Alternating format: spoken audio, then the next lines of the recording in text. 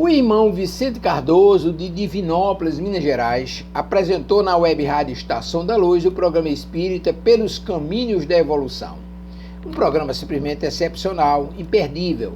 E aí nós convidamos você para nos acompanhar a reprodução desse programa aqui na página Estação da Luz Espírita, que não tem fins lucrativos.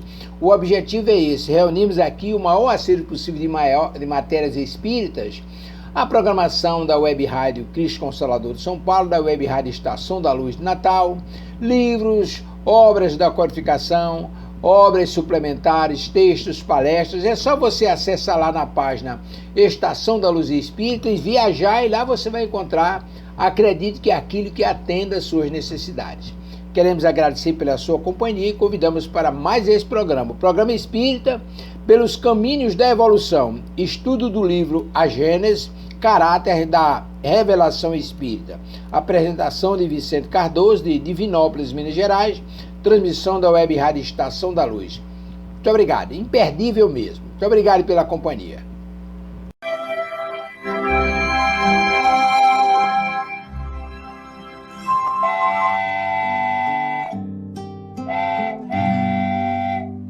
Pai nosso, que estais no céu,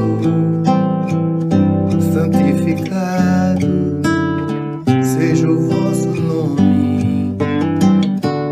Venha a nós o vosso reino, seja feita a vossa vontade, assim na terra como no céu, assim na terra como no céu.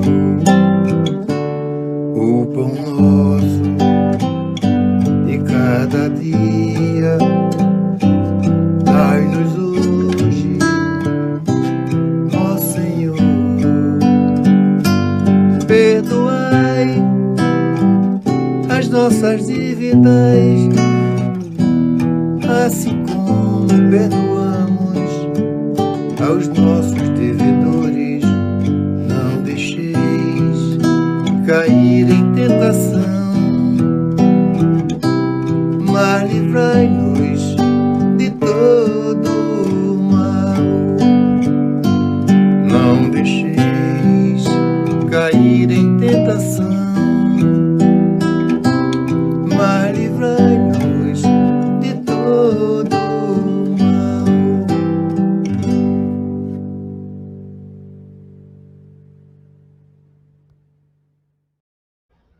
Muito bom dia, prezados amigos internautas, amigos espíritas e não espíritas, amigos que de certa forma estão conosco agora conectados através deste lindo canal da Web Rádio Estação da Luz.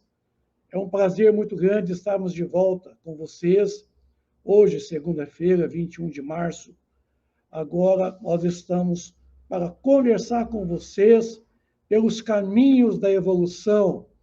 Estudo este baseado no livro A Gênese, de Allan Kardec. Estamos ainda no primeiro capítulo, onde se trata do caráter das revelações, trabalhando aí das três grandes revelações. Esta é a terceira revelação, a doutrina espírita. Então, meus amigos, é com muita alegria que nós estamos de volta com vocês para prosseguirmos da onde nós paramos na semana passada. Semana passada, nós dissertávamos que a velocidade com que a doutrina espírita, que é a interpretação racional do espiritismo, ela se propaga. Por quê? Apesar de tudo quanto fazem por abatê-lo, quer dizer, combatê-lo, né? Tentar impedir a sua marcha progressiva, não se poderá negar em hora nenhuma a sua vinda, seja providencial, visto como ele triunfa de todas as forças e de toda a má vontade dos homens, que às vezes não quer aceitá-lo. A facilidade com que é aceita por um grande número também de pessoas, sem constrangimento, sem coação, é de livre exame, é de livre análise por parte de cada um de vocês, apenas pelo poder da ideia, prova que ele corresponde há uma necessidade, qual adquire o homem em alguma coisa para encher o vazio, quer dizer, o vácuo aberto pela incredulidade e que, portanto, veio no momento preciso. Então, a doutrina espírita, ela veio no momento preciso, de acordo com a promessa de Jesus, quando ele disse que ele pediria ao Pai, e o Pai enviaria um outro Consolador, a fim de que permanecesse conosco eternamente, o Espírito de verdade, que o mundo, naquela época, não poderia receber, porque não ouvia e não entendia, mas que nós, certo, nós o receberíamos, e que ele permaneceria conosco eternamente. Esse tempo chegou. Século XIX, dia 18 de abril de 1857, com o lançamento da primeira edição do Livro dos Espíritos, surgem o marco da terceira das três grandes revelações das leis divinas. A doutrina espírita, para nós, é esta significativa expressão da verdade que nós estamos paulatinamente buscando através de todo o seu conteúdo literário.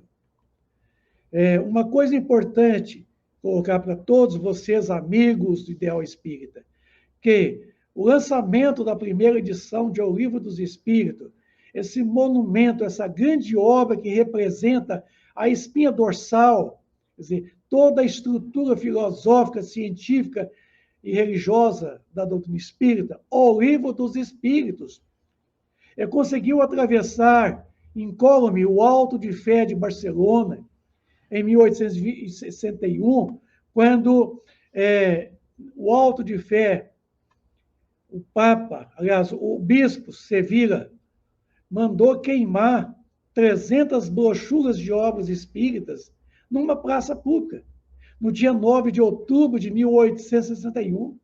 Então, esse bispo mandou queimar 300 livros. Quer dizer, o Alto de Fé de Barcelona, o Livro dos Espíritos manteve incólume. Está aí, ó, a revista dirigida por Allan Kardec, a revista espiritualista, o Livro dos Espíritos, o Livro dos Médiuns, o livro que é o Espiritismo e outros livros da autoria do próprio Allan Kardec.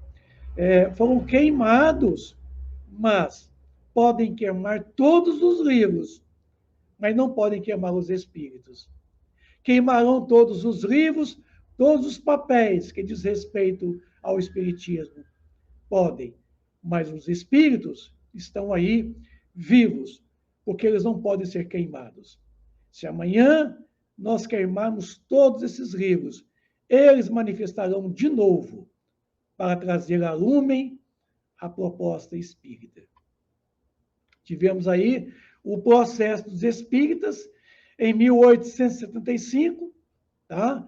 Quando a esposa do Allan Kardec, Amélie Baudet, Rey-Marie e sua esposa Rey-Marie também foram processados, acusados de fraudes. E eles não tinham nada a ver com as fraudes. No entanto, que a esposa de Allan Kardec, ela teve que pagar 1.000 francos de multa na época. Rey-Marie, além de pagar 1.000 francos de multa, ele ficou preso mais de 1 ano. É o chamado Processos dos Espíritas que aconteceu.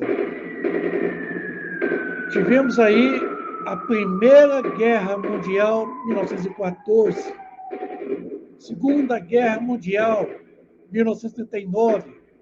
O Livro dos Espíritos, ele se manteve incólume.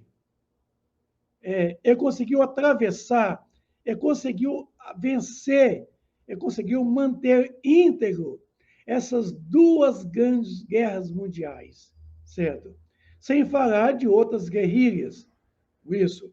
Então, o Livro dos Espíritos manteve, como está mantendo até hoje. Ele superou a instauração do movimento operário no mundo, a Revolução Socialista Soviética na época, em 1917, o movimento mundial da valorização dos operários, né, em busca de seus direitos, a grande revolução industrial e tecnológica, né, do século XVIII, XIX, o Livro dos Espíritos manteve íntegro a queda do Muro de Berlim, dia 9 de novembro de 1989, o apartheid lá na África, em 1948. O Livro dos Espíritos superou essas grandes revoluções sociais e não modificou em nada. Manteve incólume, quer dizer, manteve íntegro. Tivemos aí também a grande revolução também no presidente Getúlio Vargas, em 1978, quando Getúlio Vargas, de acordo com o antigo Código Penal, no seu artigo 157 do antigo Código Penal, tá? Ele conseguiu colocar a prática do espiritismo como sendo algo de contravenção penal e passou a perseguir muito os próprios espíritas na época, que o movimento espírita na época era muito religioso, misturava muito as práticas afro-brasileiras e praticava muito curandeirismo. Então, ele tentou enquadrar no antigo Código Penal o movimento espírita naquela época, mas conseguiu superar todo esse movimento aí, essa ação integralista brasileira e a Aliança Libertadora Nacional, em torno da qual se mobilizou o movimento comunista naquela época, que tentou, em 1935, um golpe contra Getúlio Vargas. Então, esse movimento integralista promovido a sua ação política contra a corrente socialista, comunista naquela época, e chamar anarquistas, né? E em defesa do seu ideal católico, inspirado no integralismo português, contra outras correntes filosóficas e religiosas, inclusive contra o espiritismo. Então, os espíritos foi muito perseguido naquela época. O Livro dos Espíritos manteve incólume, manteve íntegro, e não foi deturpado. Tá? E uma coisa interessante que 18 de abril é considerado hoje, pela nossa Constituição brasileira, o Dia Nacional do Espiritismo. Ganhamos até um dia, né, nacional do Espiritismo. Dia 18 de abril de todos os anos. É comemorado o aniversário do lançamento do Livro dos Espíritos e o Dia do Espiritismo. Isso, para nós, é muito importante colocar para todos vocês de que o movimento espírita ele ganhou direito de cidadania, ele ganhou espaço, ele é aceito hoje pela comunidade brasileira e internacional como sendo uma cultura, uma grande cultura, um grande processo social que contribui poderosamente para promover a própria sociedade brasileira e internacional. Então, a doutrina espírita, ela está para nós de tal forma que o movimento espírita não tem e não existe mais aquele preconceito que existia antes. Quando eu comecei no movimento espírita há 47 anos atrás, não era aceito como hoje. A gente não podia falar em voz alta que a gente era espírita, que a gente frequentava o movimento espírita, uma casa espírita. Nós éramos mal vistos quando se falava espírita. Agora, eu falo para vocês, hoje nós temos a grata satisfação, a liberdade, certo? De poder pronunciar em qualquer lugar público que nós somos espíritas, que nós estudamos a doutrina espírita, que praticamos a doutrina espírita. Eu, por exemplo, já tive a oportunidade de fazer culto ecumênico dentro de igrejas católicas, como espírita, falando do Evangelho segundo o Espiritismo. Agora, eu digo para vocês, hoje, o movimento espírita, ele é notório, ele é aceito, ele é procurado. Há interesse em conhecer a doutrina. E falo mais ainda, hoje existe uma jovialidade à procura da casa espírita. Hoje, nossos centros espíritas são mais frequentados por pessoas novas, por jovens. No meu tempo, era só idoso, era só velho, que você via na casa espírita. Meus amigos do passado eram todos mais velhos do que eu na época. Eu cheguei um jovem ainda, no movimento espírita, e os meus amigos eram todos mais velhos. E hoje não. Hoje eu sou considerado um dos mais velhos dentro do movimento espírita, enquanto uma jovialidade toma conta da casa espírita. Então, isso para nós é muito fundamental, é muito importante, de que o movimento espírita galopa a largos passos, ganhando o direito de cidadania. São, em grande número, os aflitos. E a doutrina espírita veio para os aflitos, certo? Veio para consolar, reconfortar. É o consolador prometido por Jesus. Porque Jesus também era o consolador. E a doutrina espírita, hoje, na condição do segundo advento do Cristo, né, como sendo a terceira das três grandes revelações, ela é consoladora, reconfortadora, libertadora e educadora. Olha que coisa importante. Não é, pois, de admirar que tanta gente acolha uma doutrina que consola, de preferência as que desesperam, tá? Porque os deserdados, mais do que aos infelizes do mundo, é que o Espiritismo se dirige. Então, é muito comum colocar que tem religiões que condena o pecador, condena aquele que erra diariamente, condena aquele que não consegue acertar, erra mais do que acerta. Então, que doutrina é essa, meu amigo? Que doutrina dessas penas irremessíveis? Essa doutrina essa religião que condena o seu seguidor ao inferno, ao sofrimento eterno, permanente. A doutrina espírita não tem nada a ver com as penas irremessíveis. A doutrina espírita, ela tem a ver, sim, com as penas remessíveis. Penas que podem ser revertidas, que coloca que nós podemos errar, mas teremos tantas oportunidades de podermos passar pela reeducação, o fenômeno da reencarnação, para nos reeducarmos.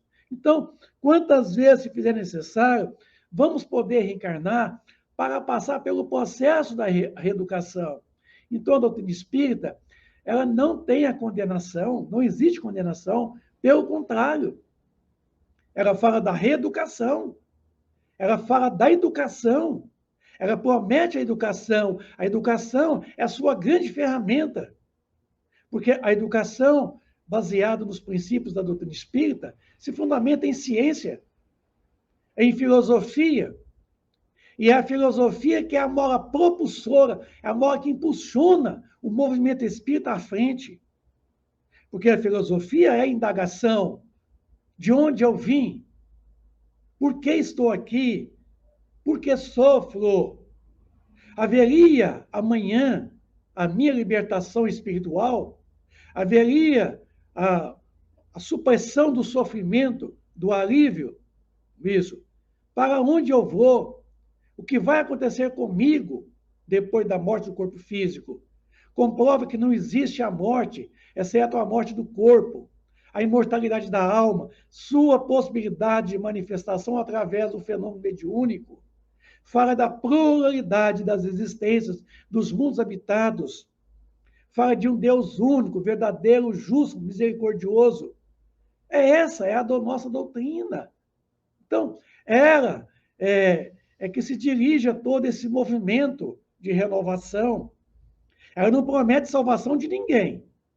Está lá no item 25 do capítulo 18 desse mesmo livro, a Gênese, quando ela coloca que o Espiritismo não fará renovação social, mas que a nossa maturidade, o nosso amadurecimento fará da renovação uma necessidade, que pelo seu poder moralizador, certo?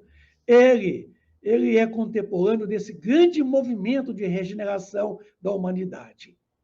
Porque ele propõe, acima de tudo, a regeneração do homem. A sua recuperação, a sua reeducação, o seu reerguimento à condição que merece e que tem direito, que é a felicidade plena. E não o atira para as zonas inferiores do sofrimento, do inferno ou do purgatório. Mas também não alivia, não isenta as pessoas de responder pelas suas atitudes. Coloca que o céu não é um lugar circunscrito, mas sim um estado de consciência, assim como também um umbral, significativamente o chamado, essa região aonde, de forma temporária, o espírito expurga as suas toxinas mentais, aguardando a essa retificação espiritual para poder ir para as, digamos assim, essas regiões, essas colônias espirituais, certo? Se preparando para umas futuras reencarnações. O doente vê chegar o médico com maior satisfação do que aquele que está bem de saúde. Os aflitos são os doentes, o consolador é o médico.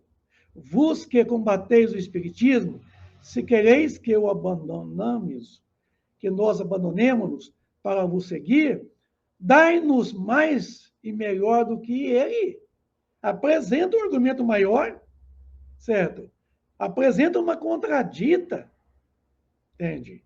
Maior e melhor, né? Curar com maior segurança as feridas da alma, porque a doutrina espírita, ela não promete cura de ninguém, mas ela leva o sujeito, a pessoa, a buscar a própria cura, porque ela mostra onde está a causa das enfermidades, das doenças.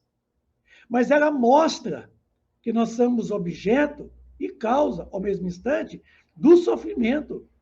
Ela comprova que o sofrimento é opção, mas mostra para nós como livrarmos do sofrimento, passando pela redenção e pela resignação. Esta é a proposta dela. Então, a doutrina veio para os enfermos, para os que estão em aflição, em dores, porque a doutrina espírita é a revivescência do cristianismo puro de Jesus. Se fundamenta na fé no futuro, tá? Promete um futuro, que esse futuro depende do presente, mostra que o futuro ainda não existe, mas que é uma consequência do presente. Assim como fala também que o passado não existe. O passado, quando nós ocupamos dele, nós ocupamos o presente. Então, na verdade, nós não podemos mudar nada no passado, como também não podemos modificar nada no futuro, mas que podemos projetar para o futuro, nós podemos, no presente. Então, a doutrina espírita, ela é uma doutrina consoladora. Ela vem para os aflitos, ela vem para os enfermos, porque os enfermos levam os doentes são enfermos da alma. Ela mostra que existem doentes e doenças, e promete nada. Pelo contrário, ela explica, ela demonstra por provas, provas evidentes, certo? Irremessíveis, provas que, na verdade, estão fundamentadas em ciência, certo? Ela não fica em cima de ilações, de achismo, nada disso.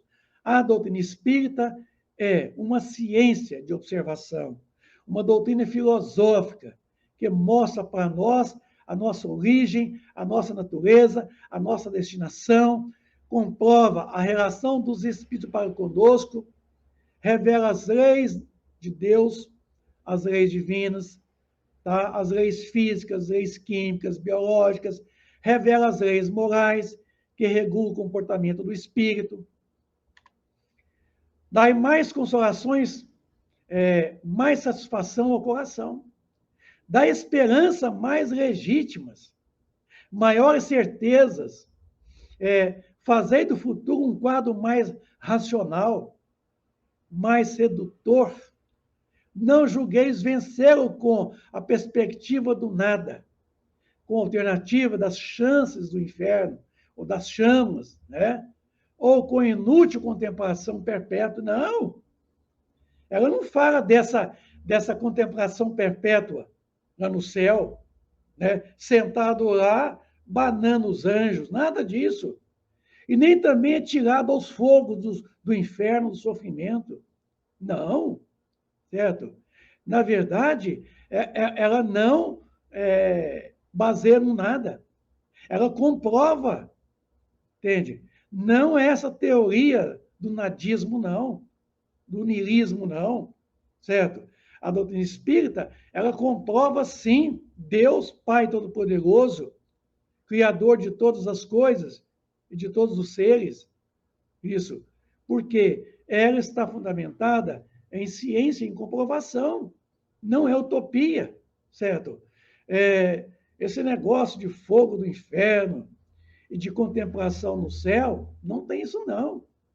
Mostra para nós que nós, pela nossa condição ainda, em mundo de expiação e provas, nós, com a morte do corpo físico, nós permanecemos na erraticidade, quer dizer, na condição espiritual, desprovido de um corpo físico denso, mas dotado de um corpo espiritual, o perispírito, que é o nosso corpo de manifestação, que é o corpo da ressurreição, segundo Paulo de Tarso aos Coríntios 15, 38, quando ele coloca que a ressurreição dos mortos, o ressurgimento lá entre os mortos, com esse corpo perispiritual, o corpo espiritual na sua versão, o psicossoma de André Luiz, os 53 sinônimos de perispírito que eu citei outro dia aqui. Então, meus amigos, a doutrina espírita, ela nos traz essa grande consolação, ela reconforta os corações aflitos, ela nos dá esperança de dias melhores, certo? Mas nos mostra que esses dias melhores virão na medida em que nós melhorarmos o presente, o dia, agora, o momento. Que esses dias melhores é proporcional a tudo que nós fazemos de bom e de belo e de bem agora, no presente. Que não é uma consequência, não é uma coisa aleatória. Ela fala da lei de causa e efeito, que está fundamentada no princípio de ação-reação, que é uma lei universal. Então, ela coloca que dá certeza para nós do futuro, entende? Não adianta aqui nós falarmos de consolações se nós não baseamos no futuro, entende? Gerando expectativa de esperanças para um futuro melhor, que esse futuro está em nossas mãos, relembrando o pensamento de Jesus a cada um segundo as suas obras. Tá? É um quadro mais racional. A doutrina espírita é completamente racional, entende? Ela é mais sedutora. Sabe por quê? Porque ela nos convence pela razão, certo? Ela não nos convence pelo achismo, não. É pela razão. Então, porém, assim, não tenta vir com teorias contraditórias com a doutrina, porque você não vai encontrar nada que possa contrapor os conceitos espíritas, porque está fundamentado em ciência, tá? Em filosofia, que nos remonta às consequências morais, que é o aspecto religioso da doutrina. A primeira revelação teve sua personificação em Moisés. Estamos vendo aí, né? A segunda em Jesus Cristo. A terceira não tem em indivíduo algum. Então, não é individual. As duas primeiras foram individuais. A terceira, ela é de ordem coletiva. Aí está um caráter essencial da grande importância de que espiritismo é tudo aquilo que é oriundo dos espíritos. Então, está no plural e não no singular, viu? Espiritismo, tá? Aquilo que é oriundo dos espíritos, tá? Não tem também espiritismos, não. Espiritismo é no singular, certo? Que é justamente o produto dado de ensinamento dos espíritos, que aí agora está no plural, certo? E não do espírito, que é no singular. Moisés trouxe o seu Pentateuco, trouxe os 10 mandamentos. Jesus, 2000 anos depois, vem não para destruir os profetas e nem Moisés, tá? Mas ele veio complementar, ele veio realmente colocar e trazer mais informações, mais e mais.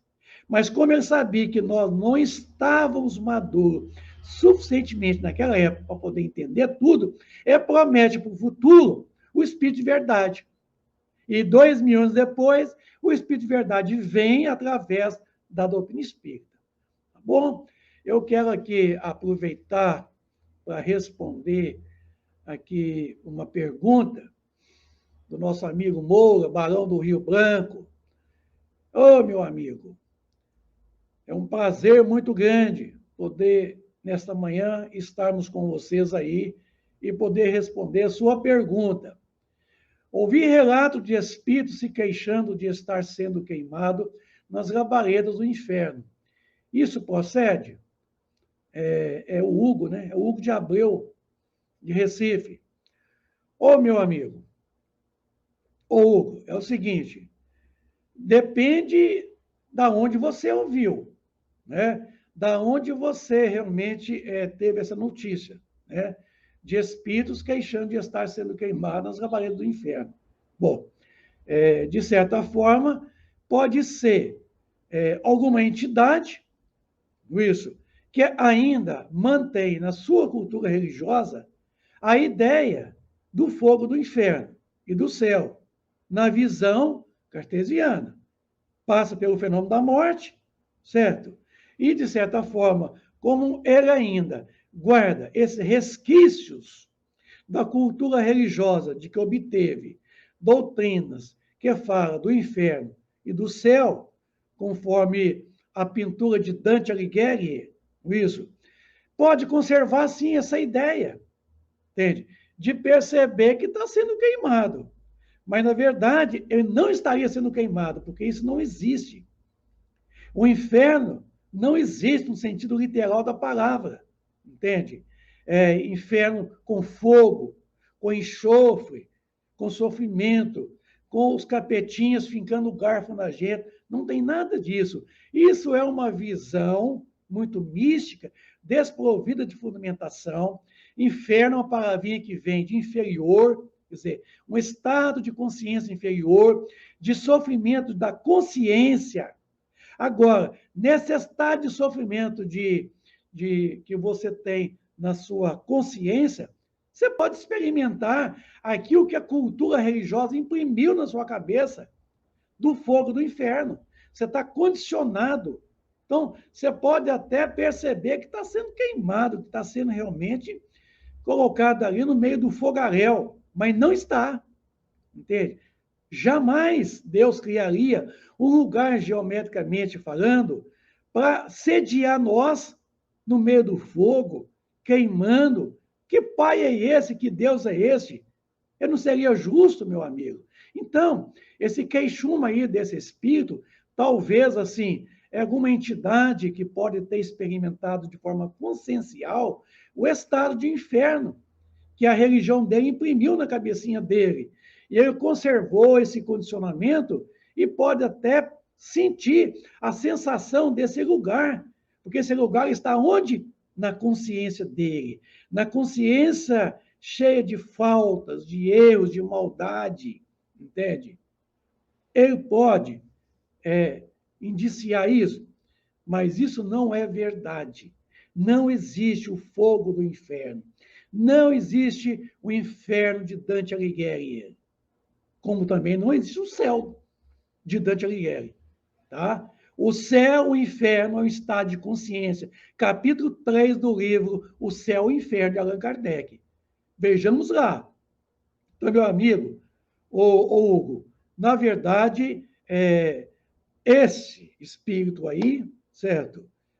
Pode ter sido um grande equívoco da parte de quem deu a comunicação, pode ser realmente a própria condição de um espírito que passa por esses sofrimentos da consciência, do peso da consciência, dos erros da consciência, entende? Mas que, de certa forma, revive aquilo que foi imprimido na sua consciência, com a cultura religiosa da época, do tempo dele. Temos aqui também outra pergunta aqui, que não existindo nem céu nem inferno, Por que Kardec lança um livro chamado O Céu e o Inferno? Estranho. Lindalva Moura, Barão do Rio Branco. Ô, minha amiga, na verdade, o livro Céu e Inferno, ele não é bem do Allan Kardec, tá? E não foi ele quem lançou. O livro Céu e Inferno, que está aqui, ó, ele é uma obra vindo da espiritualidade, certo? É uma obra que trata da justiça divina, entende? É uma obra que fala de como é que funciona a justiça de Deus para com todos nós aqui na Terra. É uma obra que fala de muitas questões envolvendo o quê? Envolvendo o estado de consciência que pode ser o céu, pode ser o inferno, e que coloca o purgatório de algumas religiões, é justamente esse momento de expurgo em que eu e você e todos nós estamos agora na Terra, vivendo nesse mundo de expiação e provas, na onde nós expurgamos esta zona expurgatória, essa zona de expiação em que nós nos encontramos na Terra agora, reencarnados. Então, essas questões aí do Livro dos Espíritos, ela, através do seu terceiro livro, ela vai culminar justamente nas leis morais que está lá no próprio Evangelho. Mas a quarta parte do Livro dos Espíritos, tá? Que trata das penas e recompensas futuras, ela é justamente esse grande livro, O Céu e o Inferno, que trata da questão da justiça de Deus para com todos nós. Então, não existe céu. A palavra céu está lá no próprio capítulo 3 do livro O Céu e o Inferno. A palavra céu, ela vem do latim, coelon. Ela vem do grego, koilos, que quer dizer abóbada celeste, curvatura. Tá? Antigamente acreditava que havia 11 céus, 9 céus, 7 céus, 3 céus. Então, quer dizer, antigamente os velhos sistemas do mundo acreditavam em colônias espirituais sobrepostas, em que chamava de céus. Tá? O livro O Céu e o Inferno vai nos trazer, entende? Afirmações que o nada não existe, no seu sentido literal, que o nada necessariamente é alguma coisa. Esse terceiro, né, digamos assim, esse livro O Céu e o Inferno, meus amigos, para todos nós aqui, tem uma segunda parte, que é o depoimento dos espíritos em condições de sofrimento, em condições de quê? De liberdade, felicidade, de paz, tranquilidade, em condições de processo de expiação, de provas, condições de espíritos suicidas, entende? Condições de espírito em vários estados diferentes. É a segunda parte do livro do O Céu e o Inferno, de Allan Kardec. Então, esse livro, tá, Lindalva, não é do Kardec. Ele não lançou esse livro, tá? Ele simplesmente recebeu as comunicações esparsas vindo da espiritualidade que manifestou, inclusive espíritos inferiores, deram suas comunicações que está nesse livro, na segunda parte desse livro. Espíritos que têm condições felizes, em paz, também deram suas comunicações. Espíritos suicidas relataram o seu estado pós-morte. Então, assim, o livro Céu e Inferno, ele é uma obra magnífica que veio da espiritualidade, que foi concatenado pelo Kardec, as comunicações, e ele reuniu e publicou o livro O Céu e o Inferno, tá? Que trata da justiça, certo? Em todo o seu aspecto, justiça divina. Então, vejamos nós de que a doutrina espírita, ela traz que, na verdade, não existe céu e inferno no sentido literal da palavra. Doutrina espírita é uma doutrina de interpretação. Nunca interpreta como se lê. Por isso que as parábolas de Jesus, parábola quer dizer, parabole, uma coisa colocada ao lado da outra, Quer dizer, uma coisa que exemplifica a outra, uma coisa que, pelo seu princípio de análise, explica a outra coisa. Por isso que é parábola. Eu vou, um dado momento, eu quero fazer com vocês um breve estudo sobre o quê? Parábolas. Tá? É muito importante, porque a doutrina espírita é interpretação. Assim como também o direito, quer dizer, a área do direito, né? Para interpretar o Código Penal, o Código Civil, tá? Para interpretar a nossa Constituição Federal, nós temos que ter realmente um conhecimento de como interpretar a lei. A lei tem que ser interpretada também. Se você tomar a lei ao pé da letra, né, não pode. A lei humana, promulgada pelos homens, também deve ser interpretada. Então, toda lei tem que ser interpretada. E as leis que a doutrina espírita revela têm que ser interpretadas. Por isso que veio as obras. 5 livros básicos que estão aqui estampados, que não é de Kardec, não é origem dele, não é da autoria dele, não é a fundamentação dele. Ele só fez o papel de pegar as comunicações esparsas da França, pegar, oriunda de um variado número muito grande de médios, vindo de espíritos diferentes, pegar todas essas comunicações, juntar elas de forma ordenada, racional, pedagógica, certo? E publicar para nós. Esse é o papel do codificador, do organizador, do compilador, e não do fundador, e não do criador. Então, o livro Céu e Inferno não é de Allan Kardec, não é lançamento dele, não. Tá? É da espiritualidade. Verdade, ele, depois de imprimido o livro, ele lançou na França, né? Na livraria Edentu, em Paris Royal, lá na França. Sim, aí ele fez, mas não é dele. Tem que ficar claro para nós. Eu sugiro a você, minha amiga Lindalva, dá uma lida lá no 3º capítulo do livro O Céu e o Inferno, de Allan Kardec. Bom, estou aí prosseguindo. A doutrina espírita, é coletiva, no sentido de não ser feita ou nada como um privilégio. Tá? A pessoa alguma. Então, a doutrina não é privilégio de ninguém. Tá? Ninguém, por consequência, pode inculcar-se como sendo seu profeta exclusivo.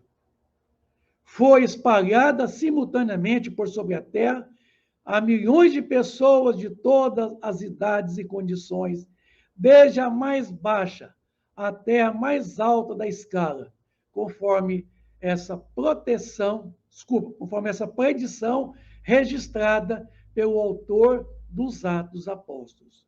Então, meus amigos, doutrina espírita, ela não é produto oriundo de um único homem, entende? Porque se fosse, a doutrina teria somente a visão única desse mesmo homem. Então, a visão seria unilateral. Então, a doutrina teria a visão unicamente desse mesmo homem que enunciou. Como não é único, não é unilateral, não é de um homem, não é de Kardec, não é do senhor Hippolyte Léon Denisard Rivail, e sim dos espíritos, nenhum de nós aqui pode ter realmente a condição de poder dizer que é o seu criador, que é o seu fundador. Porque se Allan Kardec tivesse criado, fundado, seria kardecismo e não espiritismo. Como o kardecismo não existe, existe espiritismo. Eu falo para vocês aqui agora, com toda certeza. Eu não sou kardecista. Eu não pratico kardecismo. Eu sou espírita e pratico a doutrina espírita. Porque eu não sigo Kardec. Eu sigo a doutrina espírita. Entende? Eu não sigo Allan Kardec. Eu sigo as obras da codificação, da qual Allan Kardec organizou metodicamente, certo? Eu sigo a doutrina espírita, eu sou espírita, eu não sou kardecista. E eu aconselharia vocês também a fazer o mesmo, certo? Porque amanhã, se nós falarmos que nós somos kardecistas, que praticamos o kardecismo, certo? Nós viríamos ignorar toda a doutrina espírita e seguiríamos o Allan Kardec. E Kardec não é modelo, nem guia a ser seguido. Modelo e guia a ser seguido é Jesus. Verdade que Kardec é um modelo a ser seguido, um modelo de pedagogia, um modelo de um pedagogo, certo? De um pedagogo que nos trouxe uma capacidade de entendimento, entende? É o chamado leonês, esse grande bom senso encarnado. Sim, ele é modelo de bom senso, modelo de um grande pedagogo, modelo de um grande homem que abraçou um monumento, uma obra magnífica da sociedade, a doutrina espírita. E sim, ele se encarregou de tomar essas comunicações que foi dada por um número muito grande de médiuns, em lugares diferentes, para constituir, certo, através dessa pluralidade das comunicações, criarmos a racionalidade da doutrina, que é o princípio racional dela. Então, esse papel ele teve, de poder, assim, editar, publicar, divulgar, colocar a nível de mundo. Esse é o papel dele. Agora, a doutrina não é privilégio de ninguém. Eu aconselho a você, assim, a seguir a doutrina espírita e não Allan Kardec, viu? Porque amanhã nós abandonaríamos a doutrina para seguir Kardec. E Kardec não tem doutrina. Ele não deixou doutrina. Embora ele teve alguns compêndios, ele teve algumas literaturas de punho, quer dizer, dele mesmo. Alguns livros que, de certa forma, teve a sua coparticipação, né, da sua origem. Mas os 5 livros básicos não é dele. Tá? Nos últimos tempos, disse o Senhor, derramarei meu espírito sobre toda a carne. Os vossos filhos, vossas filhas profetizarão. Os mancebos terão visões, quer dizer, os velhos, né? E os velhos sonhos. Tá? Ele não proveito de nenhum culto especial a fim de servir um dia a todos, de ponto de ligação. Então, veja para vocês verem. O que está falando aqui em Atos dos Apóstolos, capítulo 2. Nos últimos tempos, disse o Senhor, derramarei meu espírito sobre toda a carne, e os vossos filhos, vossas filhas profetizarão, e os mancebos terão visões, os velhos sonhos. Meus amigos, aqui está muito claro. Quando ele falou que no final, nos últimos tempos ele derramaria seu espírito sobre toda a carne, é justamente esse momento, o segundo advento do Cristo. Século XIX, 18 de abril de 1857, com o lançamento da primeira edição de O Livro dos Espíritos, estava sendo ali um marco da terceira grande revelação das leis divinas. É que é o momento em que ele estava derramando o seu espírito sobre toda a carne, e que viria realmente fazer com que todos os nossos filhos e nossas filhas viriam profetizar, quer dizer, veria conhecer a doutrina, veria enunciá-la, veria psicografar através do fenômeno mediúnico, que veria publicar, que veria trazer através da internet, da online, como está aqui agora eu representando aqui, falando dela, profetizando as mensagens enunciadas pelos espíritos, né? Que os mancebos e os velhos certamente chegariam até a sonhar com tudo isso, como sonhou a vida inteira nas profecias do Cristo, né? No momento de uma grande regeneração social, da qual nós já entramos, certo? Ela não provém de nenhum culto especial, está dizendo aqui em Atos dos Apóstolos. a fim de servir um dia a todos de ponto de ligação. É isso que nós temos que entender. Esse momento em que Jesus promete o segundo advento, mas ele não veio em pessoa, ele não veio em carne, certo? Ele enviou o Espírito de verdade, que não é uma persona, certo? Mas que é o conjunto da verdade, representado aqui por essa pleiade de espíritos bondosos que representa a verdade, que manifestou através de um variado número de médiuns, desde aquele tempo até o presente momento. Então, meus amigos, temos que prestar atenção aqui agora. As duas primeiras revelações, sendo fruto de ensino pessoal, ficaram forçosamente localizadas. Isto é, apareceram num só ponto, em torno da qual a ideia se propagou pouco a pouco, mas foram precisos muitos séculos para que atingisse as extremidades do mundo, sem mesmo invadir inteiramente. Então, nós podemos perceber que Jesus Cristo, ele não é conhecido no Oriente. Jesus Cristo só ficou conhecido no Ocidente. Porque no Oriente houvera tantos outros profetas que precederam Jesus, que vieram conjuntamente a ele, que vieram posteriormente a ele. Então, vejam vocês de que essas duas grandes primeiras revelações ficaram muito localizadas, que só muito mais tarde, depois de 2000 anos, em que ganhou notoriedade em outras regiões do planeta Terra. Mas mesmo assim não são aceitas. Isso, porque hoje o islamismo talvez seja muito maior do que o próprio catolicismo, certo? Hoje talvez tem muito mais muçulmanos do que cristãos católicos, cristãos espíritas, cristãos protestantes, porque o islamismo é muito grande, certo? Lá do Oriente. Então, certamente, a gente passa a perceber de que essas duas grandes revelações são muito bem localizadas, tá? Eu quero poder dizer para vocês que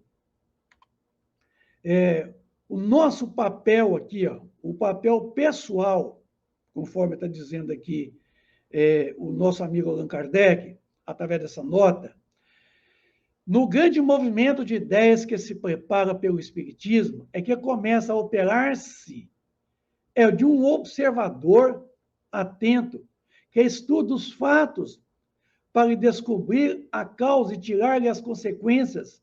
Confrontamos todos que nos tem sido possível reunir, comparamos e comentamos as instruções dadas pelos Espíritos em todos os pontos do globo e depois coordenamos metodicamente o conjunto. Em suma, estudamos e demos ao público o fruto de nossas indagações, sem atribuirmos os nossos trabalhos valor maior do que o de uma obra filosófica, deduzida da observação e da experiência, sem nunca nos considerarmos chefe da doutrina, nem procurarmos impor as nossas ideias a quem quer que seja. Publicando-as, usamos de um direito comum e aqueles que se aceitaram fizeram livremente.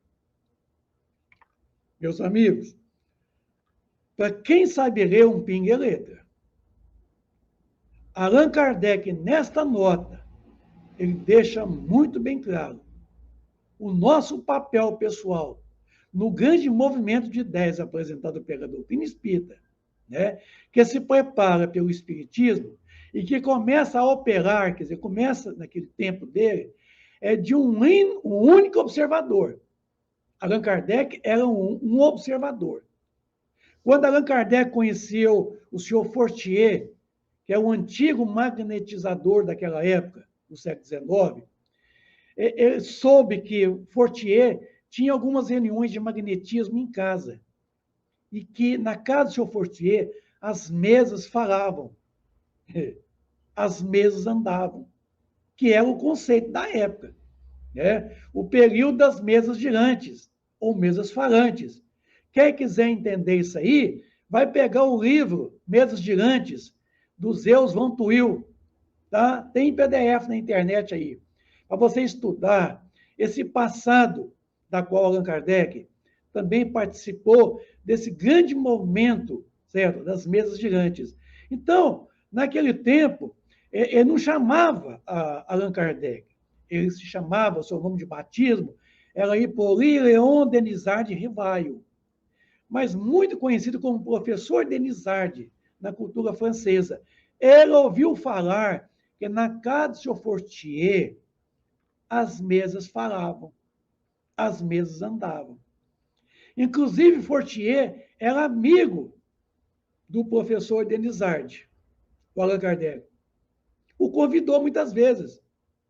Denisard, vai em casa para você ver as mesas. A mesa anda e fala.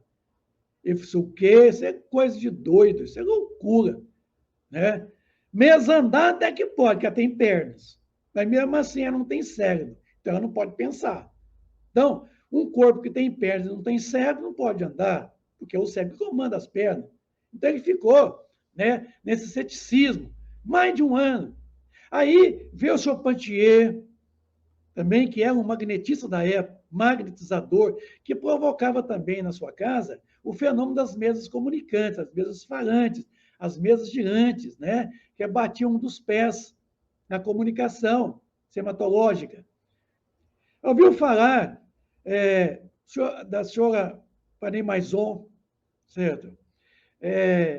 Família Baldin, convencido certa feita, ele foi assistir reuniões na casa da senhora Panay Maison. E lá ele verificou que as comunicações esparsas oriundas, certo, de médiuns diferentes, aquelas comunicações, ela tinha um QI, quer dizer, um coeficiente de inteligência que superava o nível de inteligência de quem participava daquela reunião. Você pensou, poxa, essas comunicações aqui não é dos médiuns, não. Porque é tão inteligente que esse povinho que está sentado aqui não tem inteligência para tamanho QI. E aí, ele começou a tirar ilações. Foi na casa da família Baldin, através de duas médiuns adolescentes, né, de 14, 16 anos, e ali ele viu comunicações espirituais de alto nível científico. Já era o Livro dos Espíritos, no prelúdio, certo? Já estava ali chegando as comunicações do Livro dos Espíritos, convencido de que foi pelo princípio da racionalidade daquelas comunicações através de duas jovens, ele então passou a experimentar. Então, ele usou o método experimental de Auguste Comte. O que ele fazia? Como observador que está dizendo aqui, ele observava atentamente aqueles fenômenos mediúnicos, aquelas comunicações. Como não bastava unicamente observar, ele começou a provocar as reuniões. É o método experimental. E quando ele provocava, ele tinha o controle da situação. Por quê? Quando partia dele a provocação, certo? Ele estava, de certa forma, dizendo para a espiritualidade o que ele precisava para mais convencê-lo de que tudo aquilo era verdade. Como a espiritualidade estava, naquele momento ali, tentando trabalhar o ceticismo do professor Denisard, o Allan Kardec, a espiritualidade, então, começou a obedecer, então, à premeditação dos fenômenos. Porque era um período, é uma fase de construção da elaboração da doutrina espírita. Era a fase inicial do conhecimento de uma doutrina que estava nascendo. Então, Allan Kardec, então, provocava e tinha os fenômenos de comunicações. E esses fenômenos traziam mensagens, conhecimentos que superava. Então, ele ficou vislumbrado com tudo aquilo. E eu, assim, no meu ponto de vista, tá? Aqui agora é meu, eu vou falar de mim aqui agora. O professor Denisard, o Allan Kardec, no meu ponto de vista, ele foi muito afoito. Afoito. Quer dizer, ele publicou todas aquelas comunicações vindo através de duas médios adolescentes. A primeira edição do Livro dos Espíritos, que continha somente 501 perguntas. É onde eu falo que ele foi afoito. Isso é um ponto de vista meu, tá? Está escrito em lugar nenhum. Eu que estou ousando dizer que ele foi afoito. Sabe por quê? Porque 4 anos depois, veio a segunda edição com 1018. Então, eu acho que ele ficou tão apressado, tão entusiasmado com aquelas mensagens que ele disse que serviria para o futuro da humanidade. Ele foi correndo lá, certo? Organizou, né? Imprimiu, quer dizer, editou, colocou na livraria Redentor, né? A primeira edição de O Livro dos Espíritos, no dia 18 de abril de 1857. Lá estava a primeira edição do Livro dos Espíritos, contendo somente 501 perguntas. Passado 4 anos depois, veio então a segunda edição com 1018 perguntas. Tá bom? É nesse sentido que eu coloco que ele foi afoito. Ele poderia ter esperado mais, né? Mas pode não ter sido também afoito. Pode ter sido muito providencial, tá? Mas é uma análise que eu faço. Bom, eu estou chegando aqui ao final, né? Eu gostaria de poder, assim, semana que vem, prosseguir desse ponto aqui, porque eu quero deixar muito, muito bem salientado para todos vocês, amigos internautas do Web Rádio Estação da Luz, de que a doutrina espírita não é produto e ensinamento de Allan Kardec. Porque eu vou apresentar para vocês a fala dele mesmo. Certo? Na Revista Espírita, nós temos um dizer do próprio Allan Kardec, quando ele coloca de que a doutrina espírita não é dele, não é obra dele, ele não fundou, ele não criou, certo? Ele não passou de um simples observador, de um coordenador, de um publicador, de um divulgador das obras espíritas. Eu vou colocar para vocês assim, fala dele, que está na Revista Espírita, tá bom? Chegamos ao final dessa segunda-feira. Eu agradeço a direção da Web Rádio Estação da Luz por ter nos aberto esse espaço nessa manhã linda, essa manhã que está prometendo aí chuva, mas também trazendo muito frio, né? Uma frente fria. Agradecer a todos vocês, amigos internautas que estão conosco online, ou que estarão nos vendo, nos ouvindo em outro momento. Que Jesus continue conosco, esteja em nossas companhias, que nós tenhamos uma bela, linda segunda-feira, repleta de muita paz, de muita luz, e eu aguardo vocês na sexta-feira, às 19 horas, através desse canal, Web Rádio Estação da Luz. Um grande abraço para todos, um bom dia, fica com Deus.